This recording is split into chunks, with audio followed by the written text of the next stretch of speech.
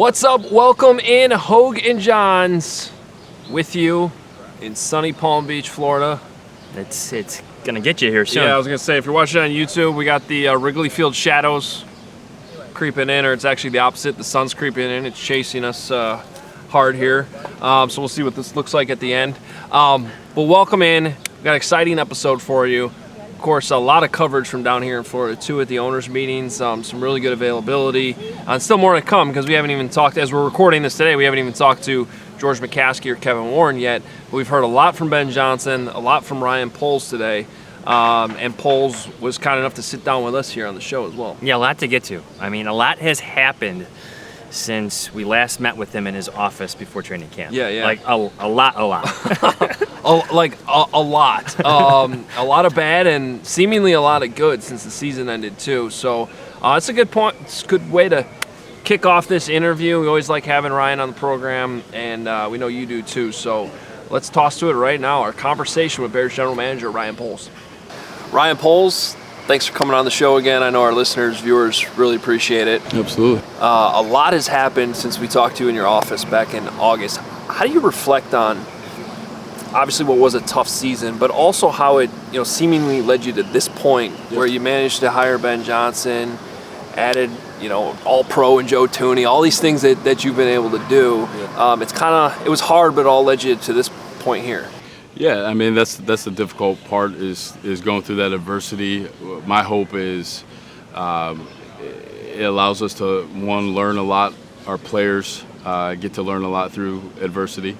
But I think the biggest thing is just having appreciation for the situation where we landed and seeing kind of our fortune change a little bit. You have a head coach that I've admired for a while, just watching him on the other side. And then some players, in positions where we needed to improve, popped up and either through trade or free agency. So it came together. And I think we're in a much better situation than we were before. How long has been on your radar? How long has he been on your short list, and how long has he caught your attention? Yeah, I think before any type of list or short list was put together, it was more of when you go through the season, you watch different teams, you admire different coaches just in terms of their creativity, or even the mindset and the mentality that they play with. So that was one where throughout the year you could see the evolution that was going on in Detroit, not only with what I think is really establishing kind of toughness, gritty play to begin with, and then all of a sudden the bells and whistles come on and you see some of the creativity. And as an offensive-minded person myself, defense, that puts a lot of stress on the defense. You don't know where things are coming from, if the tackle's going to throw the ball or some trick plays coming. So I know it'll take a little bit to get to that point, but I just admired seeing the identity and also the creativity blended in there. When you attacked this offseason, I don't think it was a surprise to anyone that you're improving the offensive line. But the way you did it wasn't just free agency. You had to go the trade route. Yep. Can you take us through the steps of that, starting with Jonah Jackson, when that first conversation becomes serious? Yeah, so I think the beautiful thing about the trade part of it is the two guys came from both of our backgrounds, and Jonah was a player that obviously was in Detroit and played at a high level before hitting free agency, so Ben had some relationship there, and we just knew that it hadn't played out the way that everyone thought it was going to in LA, so we were aware of that, so it was worth a phone call just kind of seeing where they were at. So you started it. So where they were at with him, since they were paying the contract and he wasn't playing as much. And the fact that he even started out that first week at center was kind of odd. So just checking in on that, and the worst thing that they could say is no. So that started that process. And then with Joe, it's just kind of looking at the situation and how cap-wise they were going to make all of that work. So not being afraid just to ask the question if a player was available. So that came together, and I thought it was just kind of cool how they both came from our backgrounds, because we were really confident in what they were going to be like and what we were getting. So how closely were you monitoring the Trey Smith situation? Yep. And when you find out, okay, they're going to tag him, he's probably not going to be available, how did those conversations switch to Joe Thuney? Yeah, and that's a beautiful and the fun part of being in the front office. when you stack your free agent board, obviously, if you're a player and a guard that plays the way that Trey plays, you're going to be at the top of the list. But at the same time, if you're at the top of the list, I'm not overly optimistic that you're going to make it through. So really, it's just you adjust and you adapt your thinking. And that's why asking the question and seeing if someone might be available based on someone else's, another team's situation, if they'd be willing to consider it, that's how it pops up. So I love our group. Everyone's, able to think and come up with creative solutions, to find a way and find a path to improve the team. And that's just a really good example on both sides. You were in Kansas City when you first signed Tooney, and since then his resume has only improved. He's got a Hall of Fame resume. What does he still have left on the field? And then at the same time, to kind of follow up on the straight stuff, is there still like a level of surprise and shock that like Joe Tooney's on our roster? We just made this work. Yeah, I thought I was going to get turned down, to be honest with you. They were just going to find a way, which brings up a different conversation because with success that they've had, and I've had the conversation with Brett, it's actually a pretty cool evolution to see it go all the way around, get the right quarterback, you pay the contract, you live in this window, and then you start to get squeezed because of salary, and then you got to make really tough decisions, ones that tug at you emotionally because you know how much you care about the player and the player cares about you, and what has happened when you guys had that relationship. So pretty cool evolution through there. So, but to have him on board has been special. Obviously, very versatile player, can play all the different positions, really smart, tough, takes care of his body. He's a pro's pro, and he's on the field all the time, whether that's at guard or at left tackle, in a Super Bowl. So always admired the way that he played, and there was a little bit of shock when he was walking through the building, for that to come back to us. So I know we're going to be better off because he's on our team. We know how much you like Braxton Jones and how much you like Karan Amagaji. One's coming off an injury, though, and one is still a developmental player. So, as it sits here on April 1st, I mean, how comfortable are you with kind of how that left tackle position looks right now? Yeah, so I'm confident Braxton's going to come back and be healthy. I know he's busting his butt in rehab. See him in the building all the time, trying to get back. And our training staff has been outstanding with that as well. So I'm confident he's going to get back and back to form. But that's definitely a situation when you look at the draft and as we move forward, to bring another tackle is definitely something that we would consider to do. But I'm also excited about Karan and his development. So it is a little bit of puts us in a pickle. But at the end of the day, if you're raising competition and you're bringing in a surplus of offensive line, usually it takes care of itself, and you're better off that way too. So on the other side, you have Grady Jarrett now. How fast did that just come together? Is that a longer process than we think on the outside, or was that really like done within a 24-hour span? No, it was really fast. It was really fast, and we want to say opportunistic. So once we heard that he was being released and that got announced, we went to work.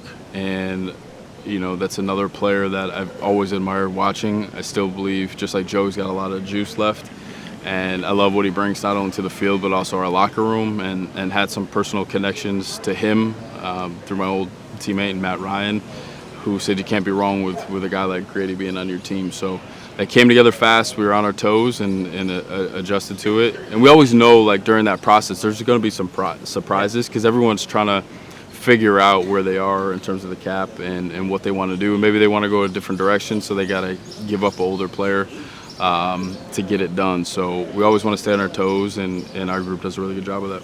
So, we're talking about guys that are established in this league. Part of free agency, though, you gotta take some gambles too. And Dio's probably more of the the younger player who was coming along slowly that you're sort of making a bet on to make another leap. What made you so confident that what you saw on tape that's going to continue and his sack totals will go up with the Bears? Yeah, I would say like the first thing where we always start is the makeup of the player, and from the work that we did on him, and this was before I got to Chicago, I knew what the makeup was, and the intelligence, the toughness, the style of play was absolutely what we want.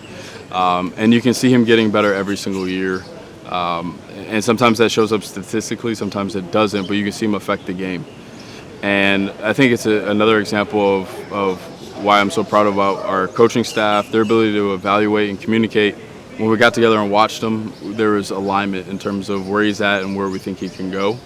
And adding him to that group up front, I think is going to help us improve as a football team. He can do a lot playing outside, inside. And again, that length and toughness that he plays with is going to be huge for us. You mentioned alignment. You've worked with different coaches, different coordinators, different GMs in Kansas City. Yep. Now Ben's taking over here in Chicago, or back home in Chicago. How much do draft evaluations change from coach to coach to coordinator to coordinator? Just in terms of scheme fit, what they look for. Are there certain traits that just carry weight, across the board? Yeah, part of being a general manager is evaluating the evaluators. So you kind of have to understand how everybody sees the game. That part's really, really important. And fortunately for us, with DA, Ben, Declan, they're all very good evaluators. And I love the way they do that, their process and how they communicate it. And I think that communication piece of what they're looking for to fit the style of play and the philosophy and scheme that we have is important. So we work through that. We talk about it all the time of what we want to be and what our identity needs to be on top of the scheme. So when all of that comes together and you find players that kind of check all those boxes, you feel even more convicted to be aggressive to get a player in. So will one coach, I gotta have guys with long arms, or I gotta have this guy that runs this 40 in this time. Yeah. It gets that specific sometimes? It gets very specific, and then it's my job to say, okay, if you can't have all of them, which ones do you need, and let's prioritize them, and then look at it from that way, because there's not a lot of guys falling off of trees that are really fast, really big, really long. There's deficiencies, there's sometimes even struggles that we're going to have to develop, or maybe physically they don't have every measurable that we need, but what's the critical one that they have to be successful? So we work through those conversations all the time. We got this question from Kevin Fishbane. He wants to know what your arm length was coming out of the draft. Do you remember? I think it's 33 and 3/4. Some change? Yeah. So is that the cutoff then? Your arm length? Exactly. Yeah. So along the lines of what we're talking about here, I love. So Ben shared a story with me yesterday on CHGO about you guys watching Tyler Warren together, and I always find that interesting, the collaboration, because it's okay. You're watching an offensive guy, so you probably want the opinions of your offensive staff, but it's actually Dennis Allen who speaks up and is like, man, that guy'd be a nightmare to game plan for. Yeah, that was a new process that I wanted to kind of trial, and it's something we'll do every year, just to sit down with all the coordinators in the room and to watch tape, because I also want to hear from the opposite side of the ball about what the challenges that player would bring. What do you need to be aware of? How are you going to adapt to this player being on the field? So it just gives us some really good perspective and brings some really good conversations up. So in that instance, just having someone that can align in so many different places and have a skill set that makes the defense feel uncomfortable is important. So that was a good example of evaluating those guys and kind of hearing from both sides of the ball. Ben strikes me as a coach who's really going to be banging the table for certain players come draft time, maybe certain running backs from Idaho, I don't know, but it's a deep class for that. But just jokes aside, that passion is there, that energy is there, and his pursuit or his desire for elite weapons seems to be there. So can you maybe take us inside the mind of Ben Johnson that you got to know as you watch film with him and whatnot? Yeah, I love the energy that he brings to the room when we're going through the evaluation process. In the big group, I think it's important for both of us to kind of keep calm and kind of keep things internally, and we'll talk through them later. I don't want to move the room just on how we see things, and I want everyone's true thoughts and feelings of the players that we're watching, which is important. But I love the energy that he has, because when you watch players, you can have conversations about how would this player be used in our system, and he spits it out quick. And that makes me feel really good, because I know that whatever decision we make, the chances of it impacting our football team is really, really high. and he can adapt and adjust based on what he sees on tape, which is critical. I got two more for you. One is, I'm sure our listeners would love for me to just ask you straight up about Ashton Genty, but I know you're not going to go into too many specifics. But if everybody seems to think this is a really deep running back class, how does that perhaps impact the likelihood or your desire to want to go take, like, hey, this guy might be elite at the position versus, hey, we know there's a lot of options later on in the draft? That's where you want to like kind of weigh the collection of picks that you have and what's the combinations that are highly likely for you to put together, and what does that look like on our team, where you can get into a kind of a funky rotation if maybe you go one direction first and then the rest of the other positions you think you're going to get are gone, but there's a surplus of what you just took is still sitting there. It gets a little cloudy. So not that we can predict what's going to be at 10 or what's going to be at 39 or 41.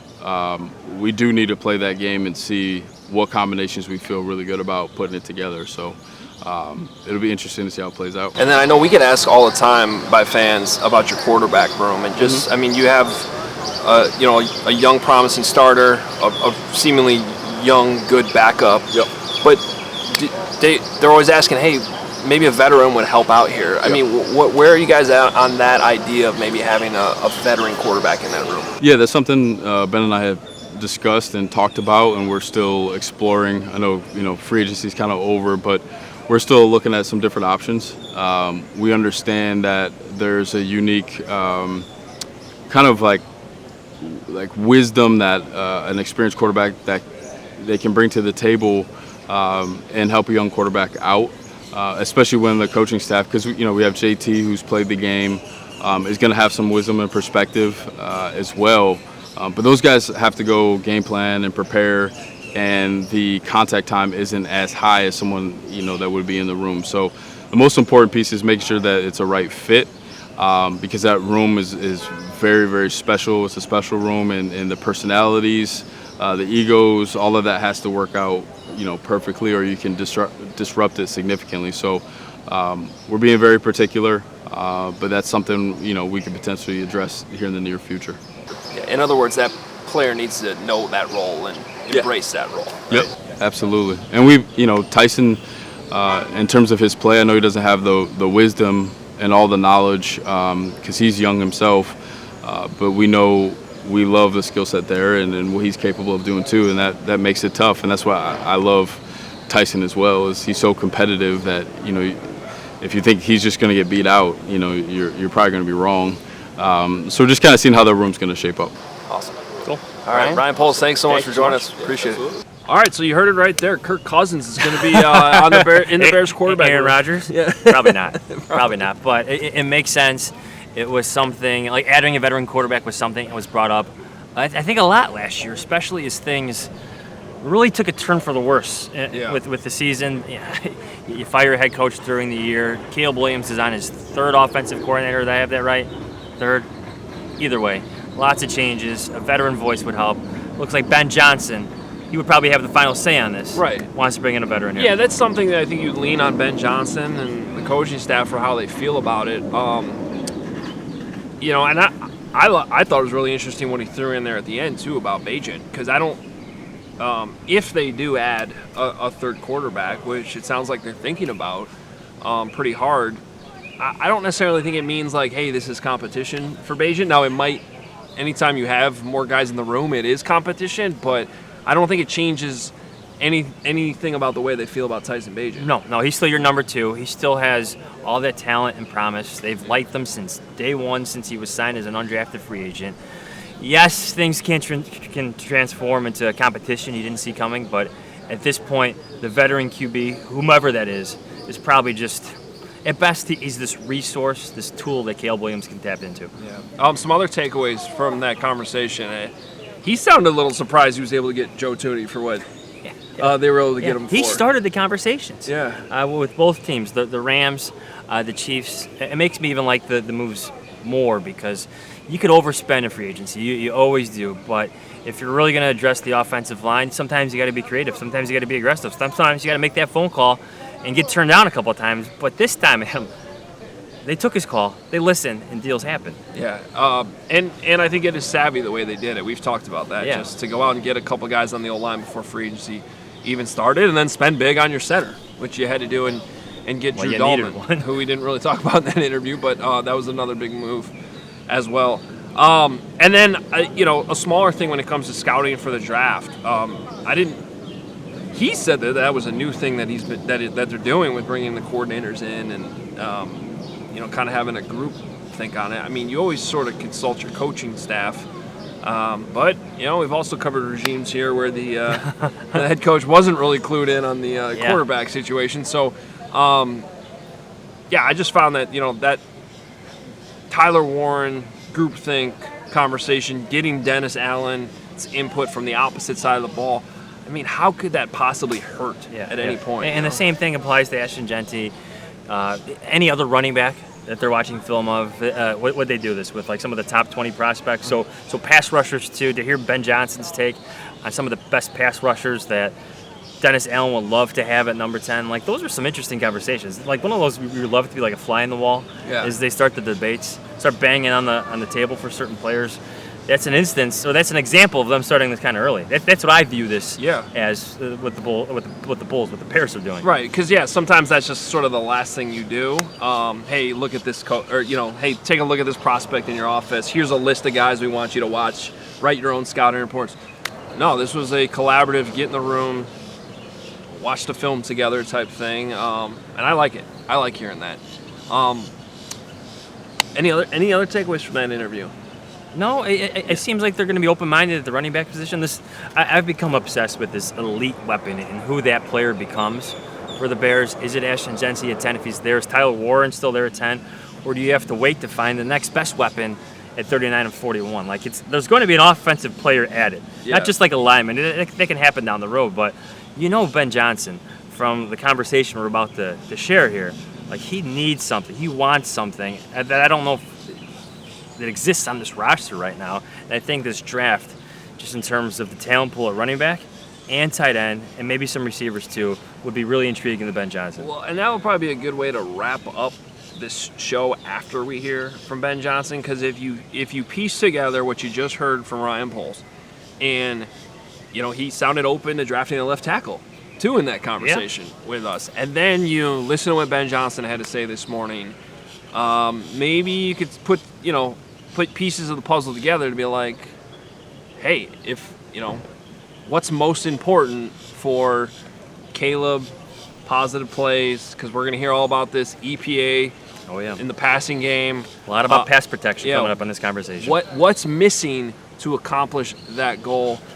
We thought about bringing you bits and pieces from Ben Johnson's quote-unquote breakfast with us. Nobody eats breakfast anymore during it. It's quite sad. It used to be. Well, you think about it because you can smell it. Oh, yeah.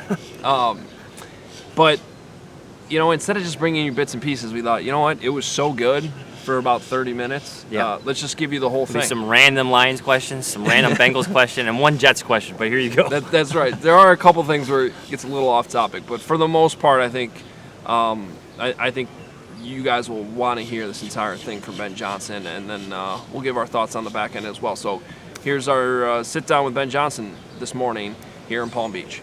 It's safe to say that this is the most immersed you've ever been in a pre-draft process. Yeah, there's no doubt about it. The way we had done it in Detroit was coordinators and position coaches were very much involved, and it's a similar process here in Chicago. I think Ryan's done a phenomenal job in terms of listening to us. We'll still go over our evals as a group. That's coming up in the near future. But we've been able to sit down, me and him, and I mentioned yesterday that the coordinators are involved in the process as well. It's just a preliminary round of some of the top guys and what we thought just off the cuff. And it'll be great to get the position coaches involved as well. How do you describe the opportunity of the 4 picks in the top 75 and what that will allow you to do to make progress towards competing this year? Yeah, it's a great draft to have those day 2 picks. 39, 41, 72, I think those are great value picks this year. You're going to be able to find some really good players that can be contributors, maybe not day 1, but at some point over the course of the season. And we'll see. We have some depth concerns throughout the roster that we're looking to fill. But we feel really good about how the roster's come together through free agency. I'm sorry, does what you did in free agency afford you the ability to kind of go anywhere in the draft? Yeah, I think so. We've talked about that. We have a lot of flexibility in what we can do right now.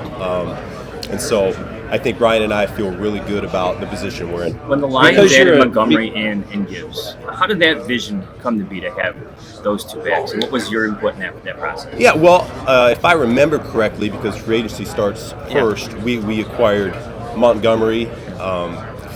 He had a heck of a start to his career here in Chicago, and felt good about his play style and how we wanted to play football there in Detroit, and it really translated well.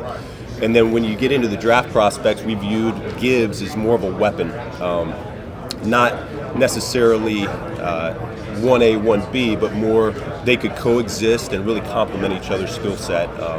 And to me, that's how you want to construct the roster from all your skill positions. Is you don't want 5, 6'4" guys necessarily in the receiver room. You want more of a basketball team where you got the point guard, you got the power forward, you have a wealth of different skill sets that you can look to call upon wherever you're at in the field or whatever situation arises. Kind of going off that, how much are you looking at this running back class with, I guess, the variety of skill sets in this year's deep class?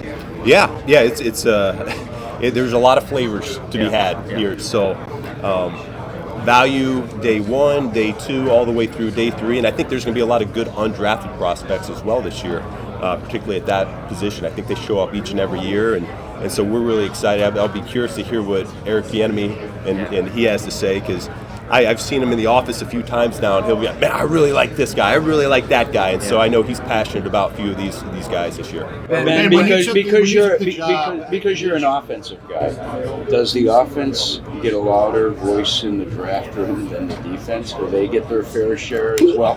I love both sides of the ball and special teams. So listen, everyone's going to be heard. Coach Allen, he'll make sure defense is accounted for, and so will Coach Hightower. So we very much value special teams, and we'll make sure that all 3 phases are we check those boxes. Ben, when you took the job, you talked about how you were looking forward to working with a mobile quarterback. A lot of people in Detroit took that as a shot at Jared and his lack of mobility. Was that just you having fun with that, or? It was not a shot at Jared. I've talked to Jared about it. Sometimes your comments get skewed a little bit. That was not my intent. He certainly understands that. It was more directed towards Caleb and what he brings to the table. Is it strange at all? You were like with God, but beloved Detroit, and now all of a sudden you're the enemy, so to speak. Here's what I'll say is I have gone back and forth. My family still lives in Detroit right now, and everybody I've seen face to face has been super supportive and very respectful, and so I certainly appreciate that, and so does my family. Ben, you mentioned the enemy, just one part of the big picture, but how and what has that creative process been like with the whole staff as you guys put together your playbook and your plan? How much fun is it? Yeah, we're still working towards that end right now. Our first step was to get on the same page terminology-wise, and so we went over a lot of the things that we had as a foundation there in Detroit. We went over a lot of film. Declan's been leading that charge. He's done a great job.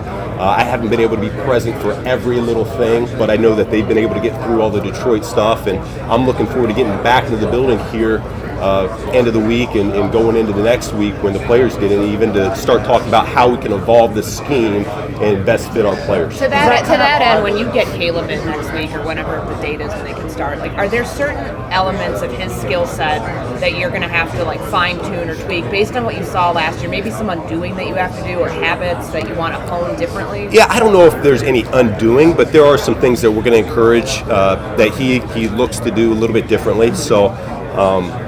He's been predominantly a shotgun quarterback for most of his high school and college career, and so he's very comfortable there. We're going to work to see the comfort level under center and how much of that applies.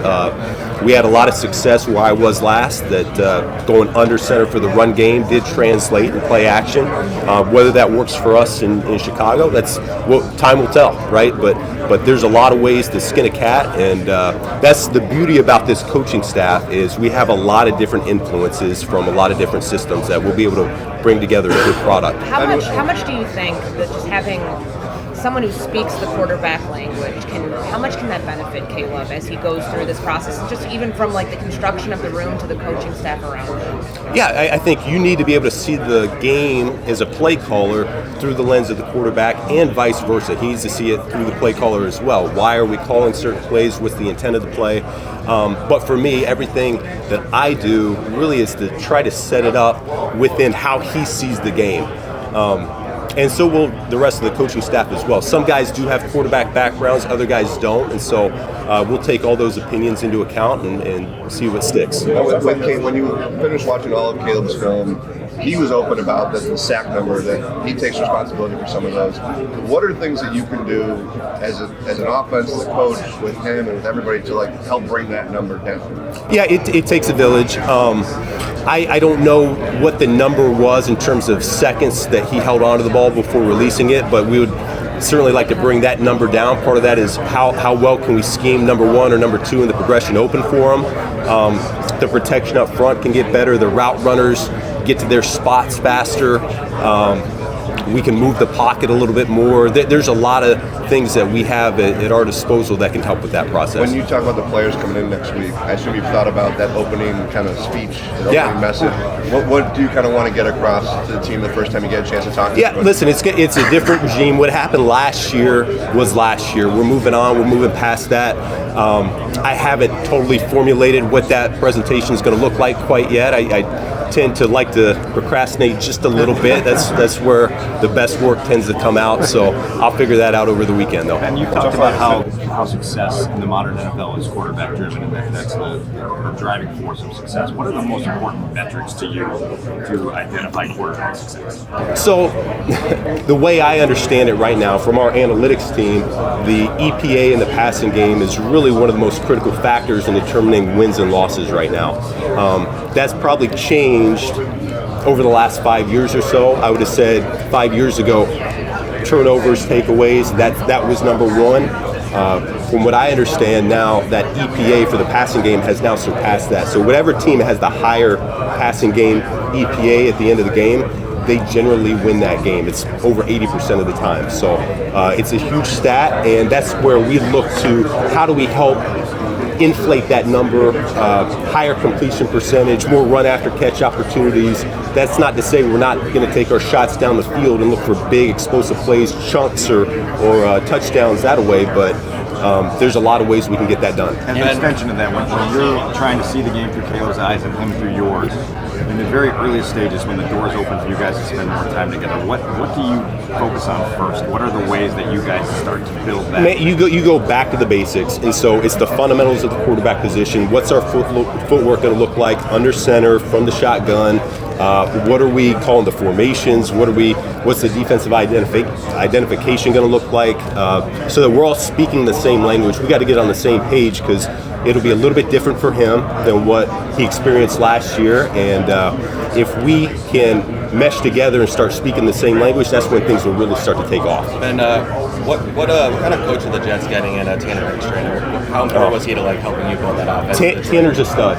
Tanner's an absolute stud. Someone I leaned on heavily. He was the pass game coordinator there last year in Detroit, and he and I would have several late nights each week where just me and him in my office and going over what he saw. He would try to give me some information ahead of time, and he's called games in the past at the college level, and I think AG got a really good one for him going forward. When it comes to Braxton Jones, can you give us a health updated from what you've seen on tape? Could you envision him playing left tackle in your offense? I think he's right on track, and so will that mean he's limited in training camp? I would say probably at this point, but I think the progress is right where it needs to be right now. And yes, absolutely. Listen, the number one thing, in my opinion, that tackles need to do is pass protect, okay?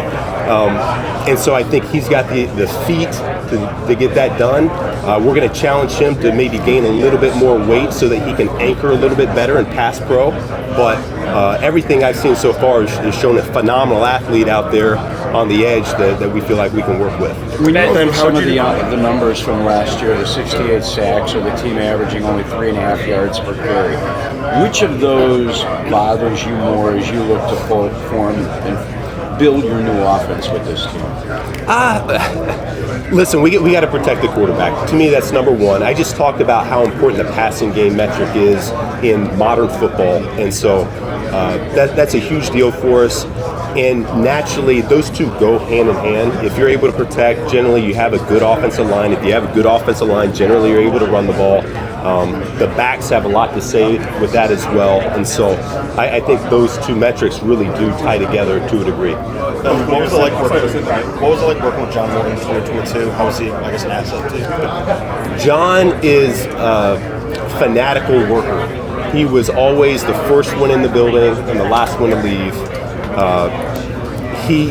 He helped me immensely as a first-year coordinator really see the game. He had worked with Sean Payton, he had worked with John Gruden, a lot of really good coaches, and he was able to really influence the direction of our passing game that way. And I'll forever be grateful for the conversations we had, and I think he's going to do a great job there in Detroit. I saw you sit down with Hoge yesterday.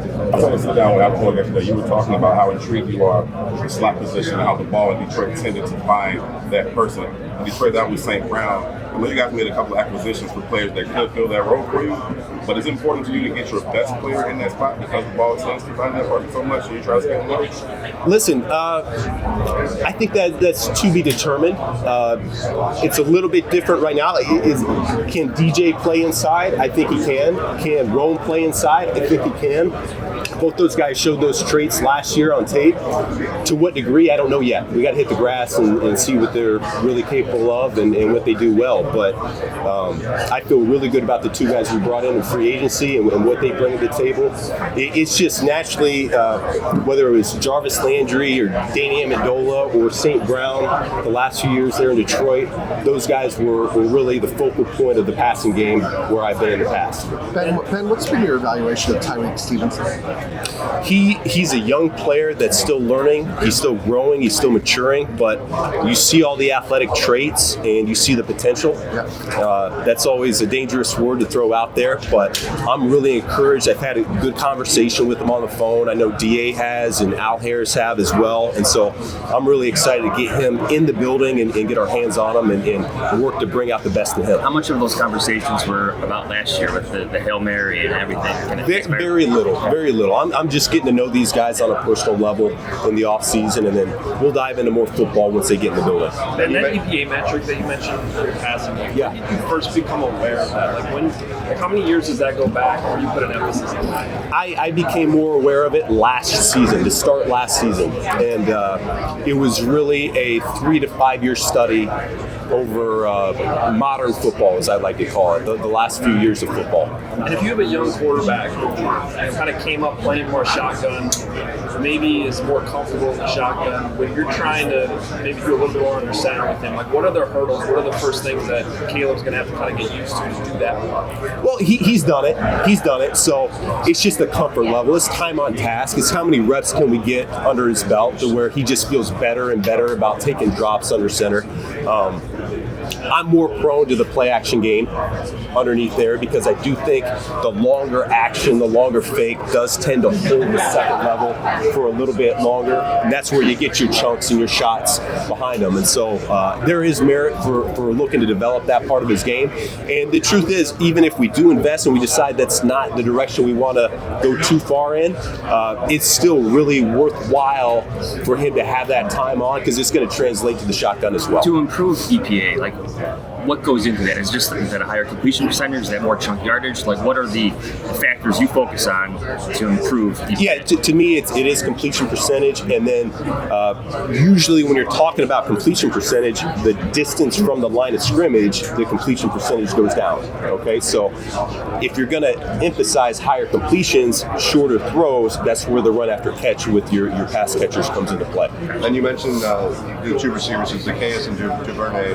What did you like about those guys in terms of how they fit what you're trying to do? Yeah, I think I just talked about run after catch. Both of them, I think, have pretty high level run after catch ability. OZ, I think, had I would call career year last year in Washington, and so he's on the up and up. I followed his progression. We were talking about his time in Atlanta. I always admired those Atlanta receivers when Julio was there with how they raged off the football. You know, they had the low pad level, and they really had a vertical push about them that I didn't feel many teams in the NFL could mimic. And so he still plays that way, and that's why I'm bringing that up. And I'm encouraged to get him in the building because I think that could help shape our wide receiver room to where we have just strike a little bit more fear into the DBs with how we come off the football. Going on, sorry. Yeah. Duvernay is really the same thing. He's got time speed might be a little bit faster. He's a low 4.4, 4.3 guy, and so been up and down a little bit more of a return guy over the course of his career, but he was with Press Taylor last year in Jacksonville, and once again, we're really encouraged with what we saw on tape. Anton Randall is in charge of that receivers room. Like, what do you envision for his assistant head coach role? Like, what does that entail? What's your vision for that role, and why is he perfect? Yeah, he could go a number of different ways. I do see him being up in front of the room at times. I've seen him do that in front of the offensive unit. I think he's excellent in that regard. Those guys really respect him, really respond to him. Having been able to sit in those seats himself, I think there's instant credibility that comes with that. And so he has an infectious way about it. I can't wait for you guys to get a chance to really meet him because he has got a personality that I think our guys are really gonna be attracted to. Has Jaquan Brisker been clear? I believe so. Okay. Yeah. What do you looking at film when he was healthy? What sort of player do you see? He is and I'll say this, having competed against him for the last few years, he's a guy that you got to know where he is. Okay, you got to account for him. He likes to play down in the box. He likes to get involved. The one thing I always thought that we could take advantage of competing against him was you could get him to have some bad eyes at times. And so that's the one thing we'll talk about just to make sure he's staying sound, he's playing disciplined football, but he's got a great skill set, and I think he's a heck of a football player. What do you like about Duvernay as a return guy? He's had a lot of success being able to find little crevices, and then it's that elite speed, call it 4.4, 4.3, where he's able to find a little crease and be able to hit it hard. Knowing how important tight ends are to like what you do and how you operate as an offense, how do you envision getting Cole more involved in that, just given kind of his utilization was all over the place last year? Yeah. Listen, I can't answer that question yet because I haven't been on the field with him, and so we'll see what he can do. I know he can still make improvements as a run blocker.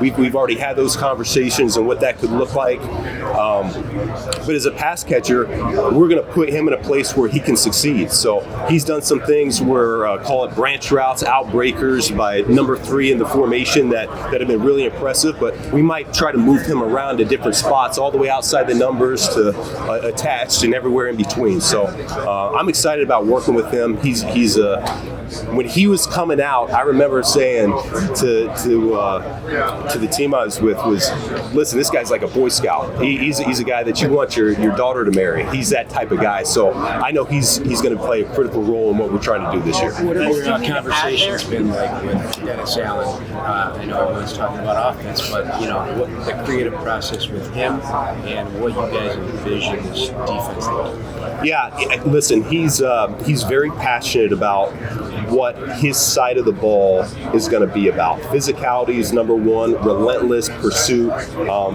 He'll give you a more defined list of exactly what he's been doing it for a long time at a high level, and it's really fun being able to sit in those meetings with him because he knows exactly what he wants from each position. He's very detailed. He's very defined. And so I'm very encouraged, just the little snapshot I've had with him, the direction that side of the ball could go.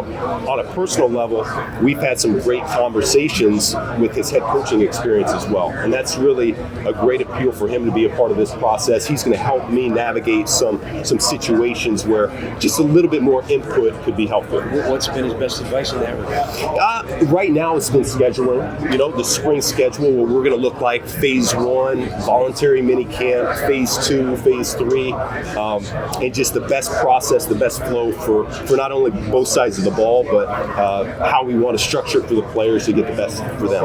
I know you haven't gotten your hands on these guys yet, so this might not be fair, but there were 2 picks last year that were more projections. You talk about Brian McGuire and Booker. Yep.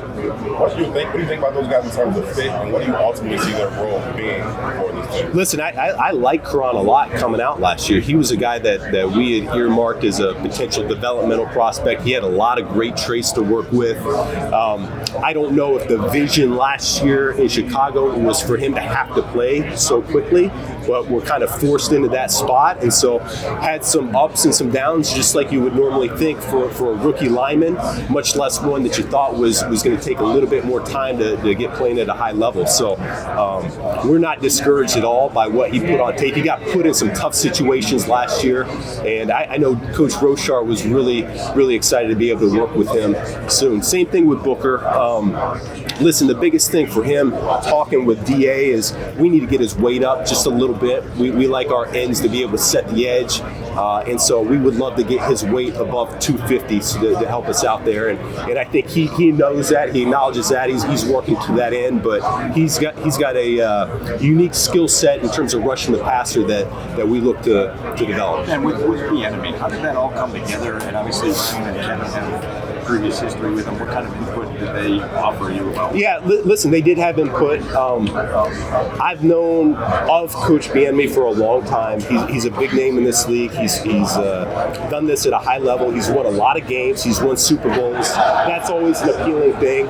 And so when he became available, Ryan and Ted Cruz is another guy that was in Kansas City that they helped recruit him to come to Chicago for us. We had some great conversations of what the role would look like and how he could be impactful for us on offense, and I think he was really receptive to it. What were some of those specifics of envisioning the role for him? And how listen, he's going to coach the piss out of these running backs now. That's what he does well. And so everybody that texted me after we hired him, I had probably half a dozen people that have worked with him in the past, and they said, you just hired the best running backs coach in the NFL, okay? And so that's his primary job.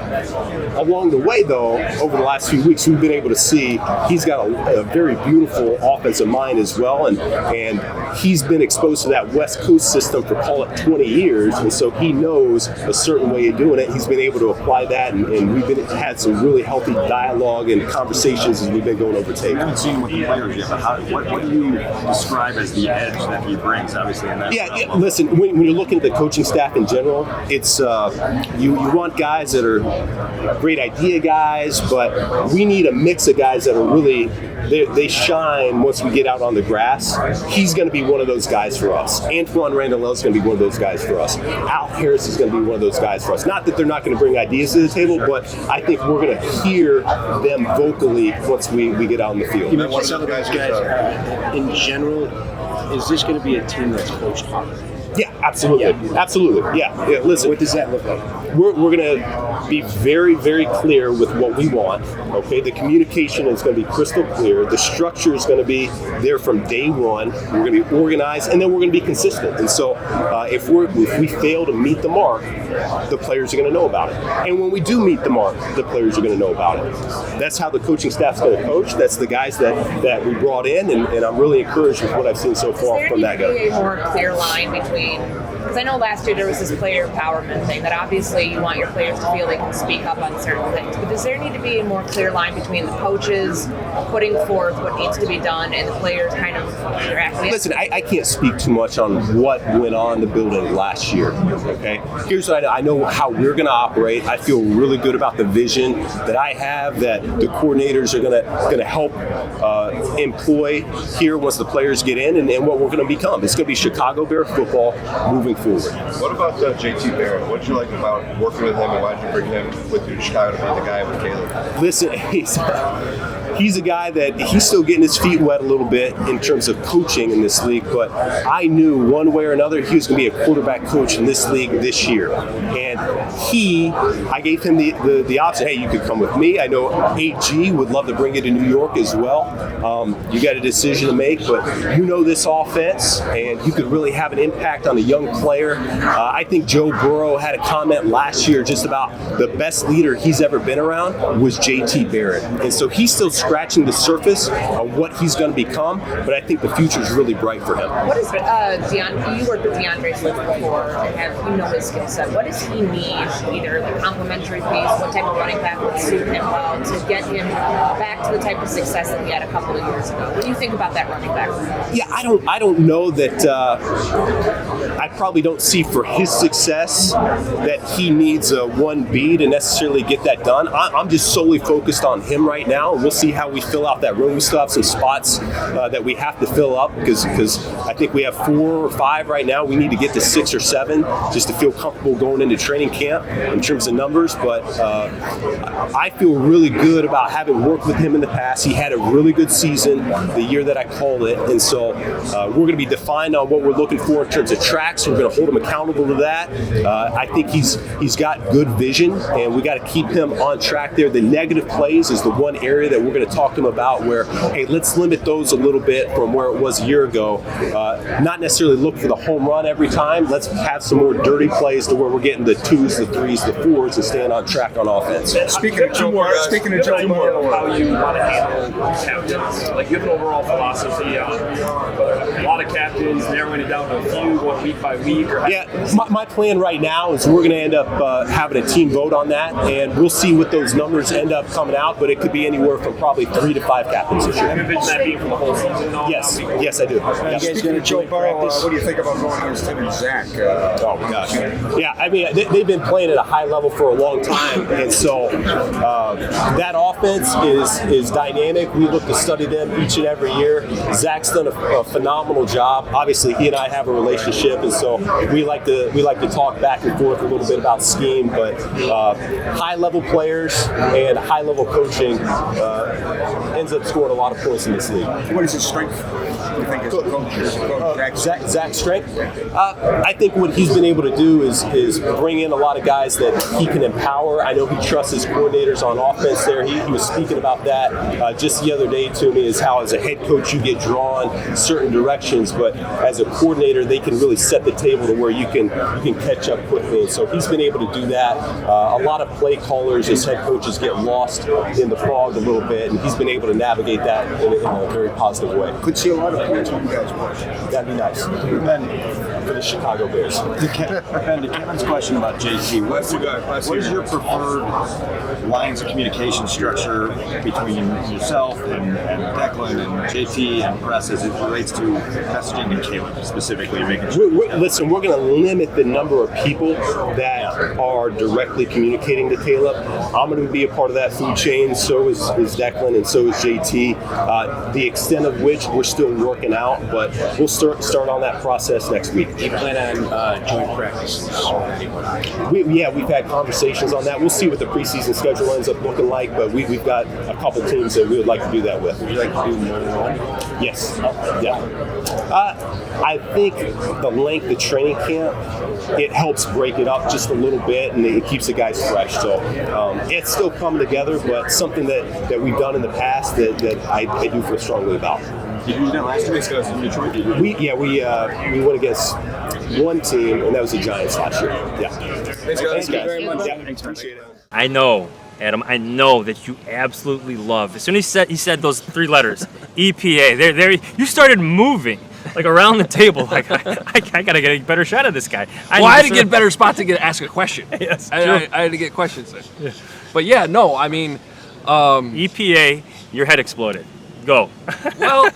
See, look, when I went through the whole coaching database with the candidates during the search, that was one of the components in like the, my equation where I was spitting out scores, heavily weighted on offensive coaches. You couldn't just be an offensive coach. That's great. But once you are an offensive coach, did you have play calling experience? Yes, Ben Johnson had that. Okay, if you have the play calling experience, then what were the results? And EPA to me is a metric that matters because it sounds complicated, but it's really not, guys. It is when the ball snapped, did you increase your chances of scoring or did you decrease the chances of scoring? It's actually a very simple metric. How they compile it, I don't really know. That's up to, the Ben Johnsons of the world. But once you get that number that we have access to, it's a very simple way of saying, are you good or not? And so to hear Ben Johnson, not only did he run offenses in Detroit that did score very highly. I mean, he ran the most efficient offense over the last 3 seasons, which is why part of the reason why I know you and I both thought he was the best candidate for the job.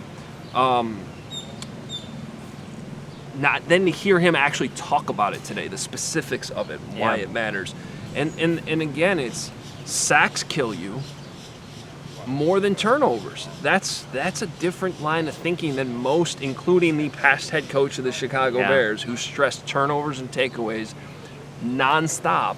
Look, that's still important. I'm sure Dennis Allen is still going to be preaching takeaways on defense, but to understand offensively, you know what? It's okay to throw an interception every once in a while. What's really killing us is taking 60 sacks a season. 68 sacks in a season. Yes, I can't remember. Yeah, that hurts your EPA more.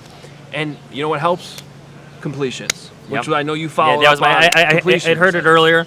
I just wanted a little validation just in terms of all right, so how do you improve this? Yeah. It was completion percentage. And of course, sacks came up in the conversation because Caleb Williams, he blamed himself for a lot of them. But then you hear Ben Johnson. Well, let's start up front. Better pass protection.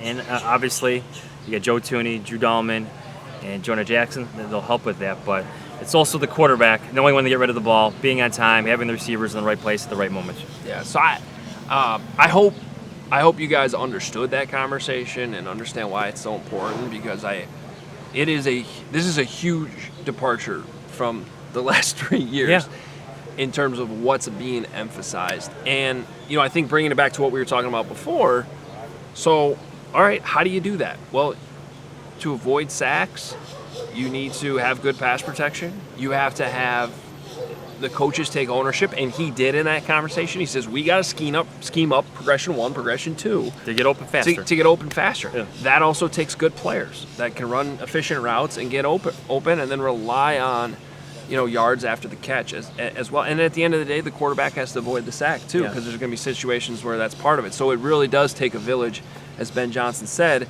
And my conclusion of all this in terms of what it means for the pick at number 10 is it's all on the table. Yeah, which is how they want it. Ashton Genty would help you. Tyler Warren would help you. Will Campbell would help you. There's a lot of guys that would still help you accomplish that goal.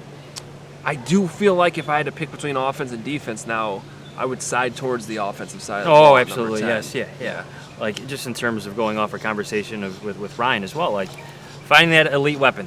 Like who is that going to be, and at what point in the draft? You heard Ben Johnson talk about it a little bit, just in terms of when Gibbs was available. Even though they signed David Montgomery in free agency, they just had this elite weapon that they knew would change their offense.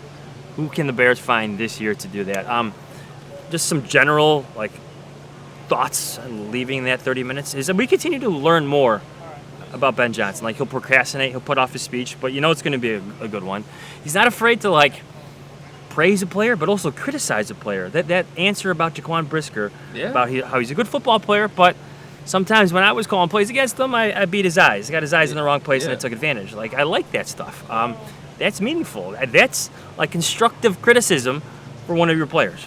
And that wasn't the only player he taught. I mean, Braxton Jones has to put on some weight to anchor. Cole Kmet's got to improve his run blocking. He went through a number of different guys that you can, and that's just, it's refreshing. You get these coaches that are just so afraid to say anything about their players because they're worried about feelings. But if you coach them the right way, you can also talk about them honestly. Yes, you're going to coach them hard.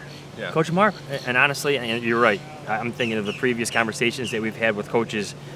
here, John Fox in particular comes to mind, where there was a bunch of nothing said. Either way, good or bad, it was just very vanilla. Yeah.